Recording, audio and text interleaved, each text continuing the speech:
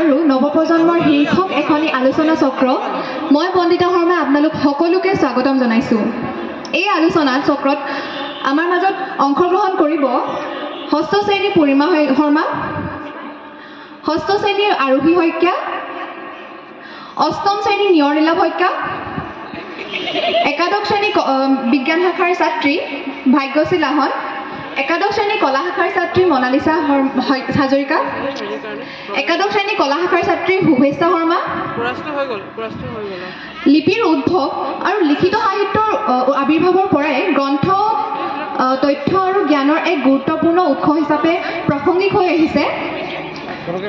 Digital মাধ্যম আৰু online সম্পদ উত্থাপনৰ পিছতো গ্ৰন্থই এই প্ৰাসংগিকতাৰ হ্ৰাস পোৱা নাই। সম্প্ৰতি অসমত আয়োজিত হৈ থকা এইসমূহ গ্ৰন্থমেলাই এই ইতিবাচক বাৰ্তা বহন কৰে। আহকচোন গ্ৰন্থৰ এই প্ৰাসংগিকতাৰ কথা আমি পোনপ্ৰথমে পূৰ্ণিমা শৰ্মাৰ পৰা জানিব বিচাৰিম। পূৰ্ণিমা, তুমি কিতাপ পঢ়ানে? সুপ্ৰভাত। মোক এই প্ৰশ্নটো সোধাৰ বাবে মই বন্দিতা বাক ধন্যবাদ জনাইছোঁ। হয়, মই বহুতো কিতাপ পঢ়িছোঁ। ইয়াৰ ভিতৰত ডক্টৰ ভৱেন্দ্ৰনাথ শইকীয়াৰ মহাদুষ্টৰ দুষ্ট বুদ্ধি, সুনীল গগৈৰ ধুনুহঁতৰ অভিযান আৰু লক্ষ্মীনাথ বেজবৰুৱাৰ বুঢ়ীআইৰ সাধু আদি কিতাপ পঢ়ি মই বহুতো জ্ঞান লাভ কৰিছোঁ। ইয়াৰ ভিতৰত সুনীল গগৈৰ ধুনুহঁতৰ অভিযান নামৰ পুথিখনৰ বিষয়ে মই কিছু কথা ক'বলৈ লৈছোঁ। এই পুথিখনৰ মুখ্য চৰিত্ৰ হ'ল ধুনু আৰু ৰীমা। এই পুথিখনৰ বিভিন্ন ক্ৰিয়াকলাপৰ পৰা মই এইটো জানিব পাৰিছোঁ যে বৃক্ষৰোপণ কৰা আৰু বিনা কাৰণত গছ বন কটা বন্ধ কৰা আমি পৰিৱেশ সংৰক্ষণ কৰিবলৈ সক্ষম হৈছোঁ। মোৰ আৰু বহুতো কিতাপ পঢ়িবৰ মন আছে, কিন্তু সময়ৰ অভাৱৰ বাবে মই পঢ়িব পৰা নাই। বিদ্যালয়ৰ পাঠ্যক্ৰম পাঠদানৰ সময়সূচী আৰু বিভিন্ন অসুবিধাৰ বাবে মই আশা কৰাৰ ধৰণে গ্ৰন্থ অধ্যয়নৰ বাবে সময় উলিয়াব পৰা নাই। ধন্যবাদ। হয়, ধন্যবাদ পূৰ্ণিমা। ঠিকেই কৈছা, পাঠ্যপুথিৰ কিতাপৰ মাজতো ছাৰ বাইদেউসকলে দিয়া হোমৱৰ্কৰ মাজত সময় উলিয়াবলৈ কঠিন হৈ পৰে বাৰু। এতিয়া আমি আগবাঢ়িছোঁ আৰোহী শইকীয়াৰ পৰা। জানিব বিচাৰিম যে তুমি কিদৰে সময় ব্যৱস্থাপনা কৰা গ্ৰন্থ অধ্যয়নৰ বাবে? হয়, বন্দিতা বা, মোক এই প্ৰশ্নটো সোধাৰ বাবে ধন্যবাদ। মই ষষ্ঠ শ্ৰেণীৰ ছাত্ৰী হিচাপে কিছুসংখ্যক শিশু পুথি পঢ়িছোঁ। তাৰ ভিতৰত সাধু কিতাপ, আলোচনী, জীৱনী এই কিতাপসমূহ মই বেছিকৈ পঢ়িছোঁ। সাধুৰ ভিতৰত চীনদেশৰ ছোৱালী এই সাধুটোৰ পৰা মই এইটো জানিব পাৰিলোঁ যে মানুহে সদায় মানুহক সহায় কৰিব লাগে আৰু মই মোৰ জীৱনত যিমান পাৰোঁ সিমান মানুহক সহায় কৰিবলৈ চেষ্টা কৰোঁ।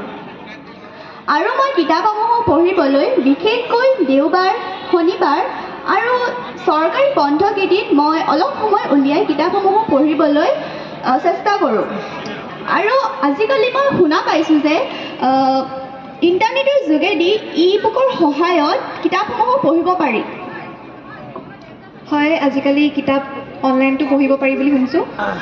এই কথা আমি নিয়ৰলীলা শইকীয়াৰ পৰা জানিব বিচাৰিম যে গ্ৰন্থ ছপা আকাৰত থকা গ্ৰন্থ আৰু ই-বুকৰ মাজত কিবা পাৰ্থক্য আছে নেকি? হয়, প্ৰথমে মই মোক প্ৰশ্নটো সোধাৰ বাবে বন্দিতা বাক ধন্যবাদ জনাইছোঁ। মোৰ মতে ই-বুকসমূহ হৈছে আমাৰ বাবে এক অতি গুৰুত্বপূৰ্ণ সম্বল। যদি কোনো এখন পুথি আমাৰ বাবে অতি দুষ্প্ৰাপ্য বা সেই পুথিখন আমাৰ অঞ্চলত পোৱা নাযায়, তেতিয়াহ'লে সেই পুথিখন পঢ়িবলৈ আমি ই-বুকৰ সহায় লোৱা উচিত। কিন্তু যদি কোনো এখন পুথি সততে পোৱা যায়, আমাৰ ওচৰে পাঁজৰে পোৱা যায়, তেনেহ'লে আমি সেই পুথিখন ছপা আকাৰত পঢ়িব লাগে।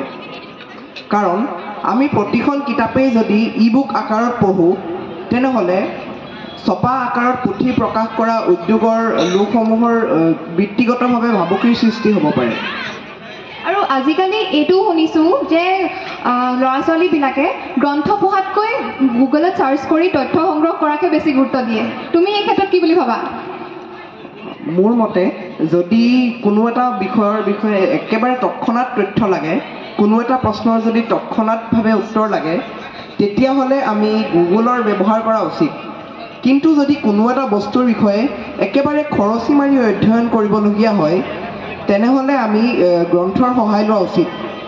মই মোৰ নিজৰ অভিজ্ঞতাৰ পৰাই কৈছোঁ, যোৱা কেইসপ্তাহমান আগতে মই কৃত্ৰিম বুদ্ধিমত্তা বিষয়ৰ এটি ছেমিনাৰলৈ ৰাজ্যিক পৰ্যায়ৰ ছেমিনাৰত ভাষণ দিছিলোঁ আৰু সেই ভাষণটো প্ৰস্তুত কৰিবলৈ মই প্ৰথমে তথ্যৰ উৎস হিচাপে গুগল ব্যৱহাৰ কৰিছিলোঁ।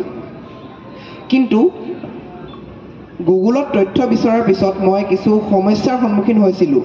যেনেকৈ গুগলত মই দেখা পাইছিলোঁ যে কোনো এটা বস্তু একেবাৰে খৰচি মাৰি মই অধ্যয়ন কৰিব পৰা নাছিলোঁ আৰু গুগলত একেটা প্ৰশ্নৰ উত্তৰ বেলেগ বেলেগ ৱেবছাইটত মই বেলেগ বেলেগকৈ পাইছিলোঁ। সেইবাবে পাছলৈ মই AI for Everyone নামৰ পুথি এখনৰ সহায় ল'লোঁ আৰু তাৰ পৰাহে মোৰ সকলো উদ্বেগ দূৰ হ'ল। আৰু বন্দিতা বা যদি আপুনি অনুমতি দিয়ে, আপুনি অলপ আগতে পূৰ্ণিমা শৰ্মাক এখন গ্ৰন্থৰ বিষয়ে সুধিছিল, সাধু গ্ৰন্থৰ। ময়ো এখন গল্প কিতাপৰ বিষয়ে ক'ব খুজিম। নিশ্চয় পাৰিবা। যোৱা গৰম বন্ধত মই ডক্টৰ ভৱেন্দ্ৰনাথ শইকীয়াৰ শান্তশিষ্ট হৃষ্টপুষ্ট মহাদুষ্ট নামৰ পুথি এখন পঢ়িছিলোঁ আৰু তাত মুখ্য চৰিত্ৰ 4টা আছিল।